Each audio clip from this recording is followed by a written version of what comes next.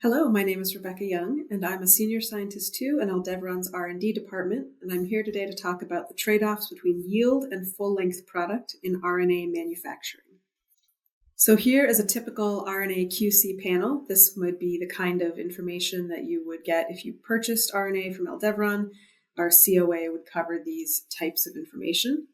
And we can break this down into several groups. There's the type of contamination with other biological material that would result if there was some sort of fungal or bacterial contamination. Then there are the pieces of the COA that reflect the client requested characteristics of this material. So the appearance, the specified concentration and distribution and dispensation, the buffer that it needs to be in, and of course the appropriate pH, osmolarity, and we can confirm the sequence of the RNA. Next, we have process residuals. So those include residual plasmid DNA template that might still be remaining in the process if it was insufficiently purified out, double-stranded RNA, which we measure with an ELISA, and residual proteins that might have also been carried through the process, although, of course, all that we hope to minimize. But what I'm going to be focusing on today are the characteristics of the RNA molecule itself. So specifically here, I'm talking about the identity of it via capillary electrophoresis, which we use to gauge as well. So what the RNA is you've made, and then how much of that, using that same capillary electrophoresis, is the right size. So when I'm talking about purity, that's what I'm talking about, is percent full-length product. To my mind, something like endotoxin contamination would also represent an impurity, but in this case, I'm talking about percent full-length product. So what percentage of your RNA is the right size and does not represent degraded product or product that has been broken down in some way. So to start off with, we are using linear double-stranded DNA as the template for our IVT reactions, and that is coming from either plasmid or cell-free DNA. And this DNA needs to be very high quality. So if in the supercoiled DNA before linearization, there is a lot of open circular, that open circular represents nicked backbones in the double-stranded part of the DNA, and that will lead to linear template that is also nicked. Nicked template can also be induced during linearization. If you were to generate nicks in a double-stranded backbone, you would do that with high temperatures, and that's also how we linearize. So we want that linear double-stranded to be as pure as possible in order to minimize the nicks that would then be transferred into the template for RNA and result in lowered FLP. Next is the IVT reaction. This is where RNA is made, the main manufacturing step, and therefore it is one of the most complex topics that we could be talking about in this realm. I could talk to you about this for hours, although I will not. But in the IVT, almost any parameter you can adjust in there, all the different reagents, the temperature, the pH, the buffer conditions, the time of the reaction, all of that can impact both the yield and the FLP. And as we will talk about later, often these are trading off against each other as well. If you think of this as a standard enzymatic reaction, the more reagents you put into it, the faster it will run. You can push its kinetics in one direction, but also those elevated temperatures and that long duration can result in RNA hydrolysis, which lowers your FLP. Once RNA is made, we need to purify it. So this is how we are removing any process residuals, any excess DNA template, NTPs that were not incorporated, etc. And the main way we do this is with ODT purification. So this is binding the poly A tail of your RNA molecule to an oligo DT, to a monolith column there. And a better binding buffer will keep more yield moving through the process, and a better wash buffer will be better at washing away material that is not full length. So material that has an incomplete tail or is missing the tail. A better wash buffer will remove that mass, but improve FLP by removing that material that is poor quality. So this is another place where yield and FLP trade off against each other, although a desirable one since you want to get rid of poor quality material. After ODT purification, we do buffer exchange, often with tangential flow filtration. And this is not a strong impact on either yield or FLP, but any process step is time and transfer of material, and so that can result in lowered yield. And it's time that the material is not being stored at a storage temperature. And so we're much more likely to see degraded FLPs coming out of that as the material sits around at room temperature or higher. At this point, your RNA could move into final material, our last box on the right, but often we need to either enzymatically tail or enzymatically cap this material. So the tail and the cap are both essential for RNA that's going to be interfacing with the cell at any point. Both of those aid in stability and expression, but enzymatically adding these characteristics as opposed to doing it through the IVT or through incorporation into the DNA. Those extra enzymatic steps can also come at a cost to FLP. So the conditions that allow these additional enzymatic reactions, high pH, high magnesium concentrations, elevated temperatures to facilitate enzymatic function, all of those can also lower full-length product. If you are putting a poly-A tail onto your RNA, however, you can often see yields increase, especially on a short construct, and you're not gaining more like moles of RNA, but you are gaining more mass of RNA if you're putting substantial tails on, because you're incorporating those NTPs into being part of your RNA molecule. So I've left our process map in the upper right-hand corner to benchmark our way through the process, but I'm going to dive into each of these steps in a little bit more detail. So this is based on some work we did internally, looking at the effects of linearization on FLP, on full-length product. And measuring nicking in linear DNA is very difficult, so we did this by using different linearization temperatures and durations, and then predicting the FLP that came out of RNA made with those linear templates. So I'm talking about the duration in hours of the linearization reaction and the enzyme and temperature used in that linearization reaction. But then RNA is made in that IVT reaction downstream of that. So those are separate events. And what we're seeing is that the longer linearization, this is the graph on the right side of the slide, that dual panel graph, longer linearizations were resulting in lower FLPs. So the longer we had that DNA held at high temperatures, the more it nicked and the more it produced RNA that was of poorer quality.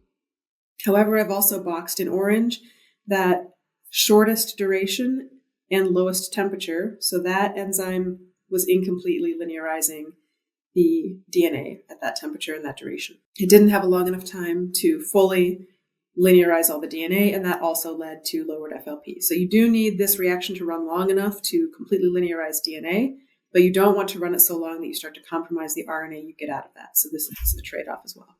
Now I'm moving into IVT trade-offs. And as I mentioned earlier, there are many, many variables that can go into this.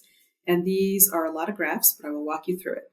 So in this set of graphs, we were making a small construct about 1 kilobase in length. So this was a small reporter gene, a GFP.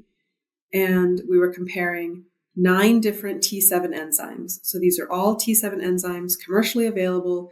They're all in the T7 family, so they are different mutants that accomplish slightly different things, but they're very closely related to each other. They can all use the same promoter. And we kept everything in these IVTs the same, except that we varied the concentration of that T7 enzyme. And what you can see is that the more enzyme we gave it, the more yield we got. This makes sense. You put in more reagents, you get more product out, and more enzyme makes more RNA. And we were starting to see plateaus in this process. So, for example, very clearly in the third T7, we can see that we hit a plateau. And similarly in T7 number 9, that we hit a place where the reaction level's off, and no matter how much more enzyme we add, we're not getting more material out of that. On the right-hand panel, this is full-length product of these same reactions. And you can see that for the most part, full-length product isn't changing dramatically as we increased T7 concentration. So for example, T7s 4 and 5 and 7 and 8 are good examples of that. We didn't see a lot of variation in FLP, and this construct is pretty high quality, so it was pretty high all the time.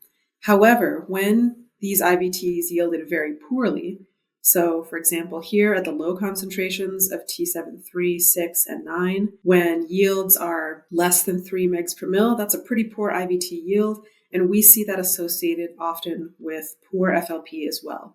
So when the polymerase is not making very much material, also the material it's making is not very high quality. Perhaps this means that there was something happening in the reaction that did not allow the polymerase to move as quickly to make material that is of high quality. However, this story becomes more complicated when we tested a second construct. So this was a Cas9, an editor, and it was about 4.2 kilobases. So about 4 times as long as our first test. And we did the same test, same 9 enzymes, same variation in T7 concentrations, and same looking at IVT yield on the left and full length product on the right. So again, we're seeing that we reach a plateau, but now the plateaus are happening earlier. So making a longer construct, we see a plateau is reached earlier in the process. And so we're seeing longer time spent in these plateau phases at various T7 concentrations. But when we look at FLP, we start to see evidence of a negative trade-off. So you can see pretty clear evidence of a negative slope in T7-3, T7-6, 9, and in the latter half of T7-7. And what we're seeing here is that after yields have started to plateau, the more T7 you add to the reaction, the worse the FLP gets. So we're seeing that more enzyme is somehow associated with degraded RNA. Our hypothesis for this is that those T7s and their transcription bubbles are ending up bumping into each other like bumper cars along the DNA template. Since we did not increase DNA template, it's getting more and more crowded on the template the more enzyme we add. And that may cause the T7 to be bumped off the template more frequently, resulting in aborted transcripts that are not full length. And so therefore we see poorer quality material the more T7 we have. So to me, this illustrates how IVT is a crucial opportunity for optimization, because if you were going to try and optimize your expression or your manufacturability of a single construct, you would need to not only account for which T7 you want to choose. As you can see, the yields of these were quite variable. So if I had chosen T7-9, I could be seeing yields of about 12 mg per mil. If I was looking at T7-4, we're tapping out around 7 milligrams per milliliter.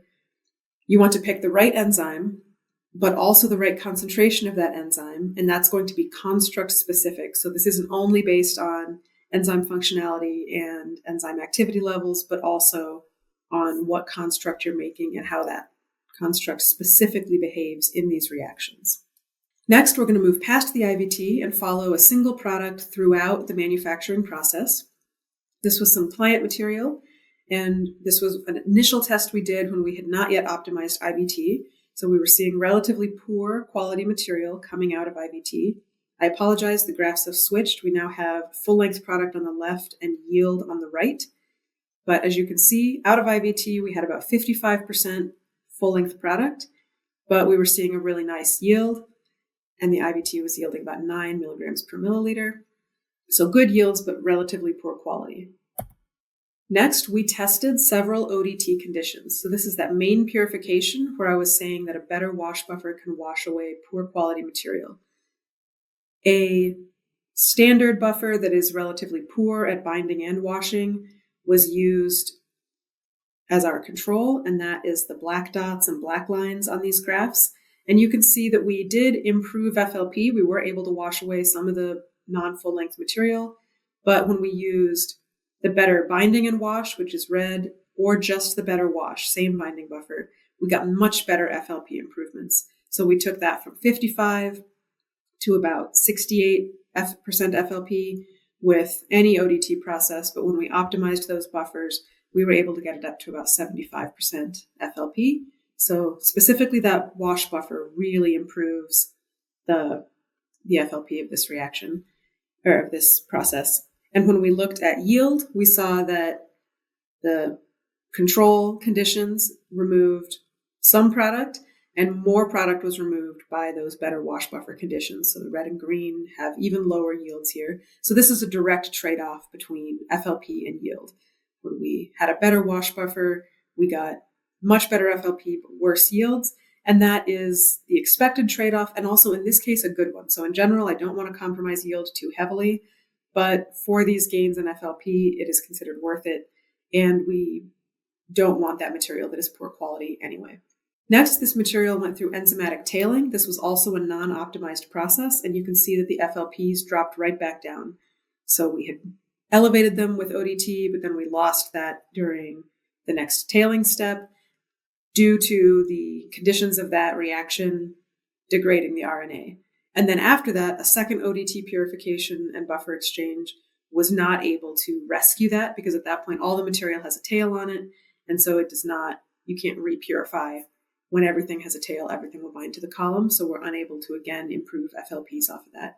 And on the yield side, you can see that we were unable to take a yield measurement right out of tailing, but that we did start to see only the modest yield results that you would see with any loss steps after that, but no dramatic losses like we did when we were doing bulk purification. So it's tempting to think that you could leave your process untouched and then use a polishing chromatography step to improve FLP after that. So looking at, actually, this is the same material after some more process optimization. We had 78% FLP starting, and we wanted to see how high we could polish that material using some chromatographic approaches. So we fractionated it using a method that separates RNA by size. And we were able, I've got an image here of our best fraction. It was the 43rd fraction, and that had 95.1% FLP. So you could see, looking at these fragment analyzer electropherograms, that there's less evidence of degraded material around the foot of that main peak, and that main peak is clean and standing alone when we hit 95% FLP.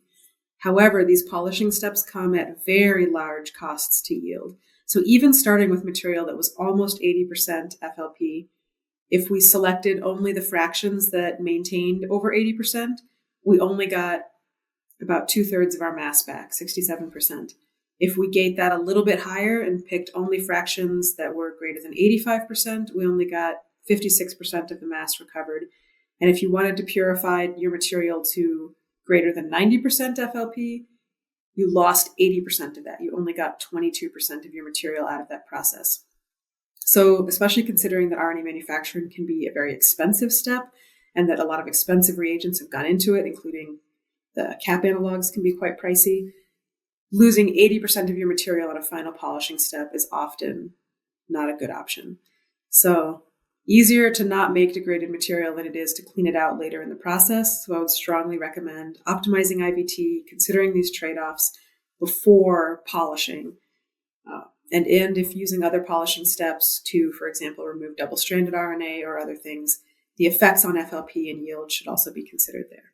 Lastly, I do not have time to discuss today, but it's also worth considering construct optimization.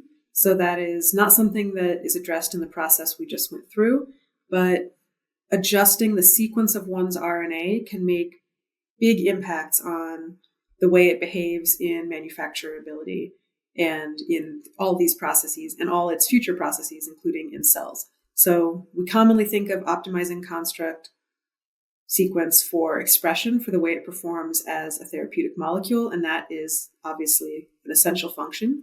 But it's also worth exploring manufacturability and stability in terms of construct optimization. So a construct that behaves really well in a cell, but that is almost impossible to manufacture because it is low stability and doesn't play well with a T7 enzyme, that will still be a difficult thing to take into the clinic. And we also need to think, especially these days, about the stability of our molecules. If we're shipping something worldwide, what temperature does it need to be stored at? How stable is it at those temperatures? And you can construct optimize to improve those metrics as well.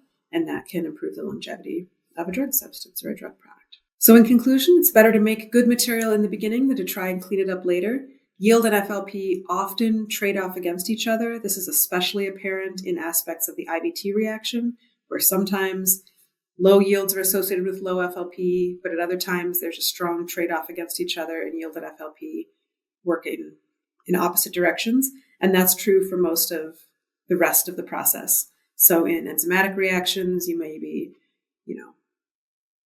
increasing your yield, but coming at a cost to FLP, and that's also true in purifications.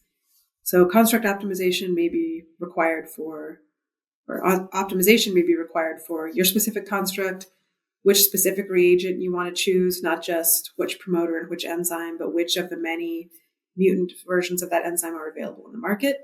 And also optimizing downstream reactions can be really beneficial. Thank you.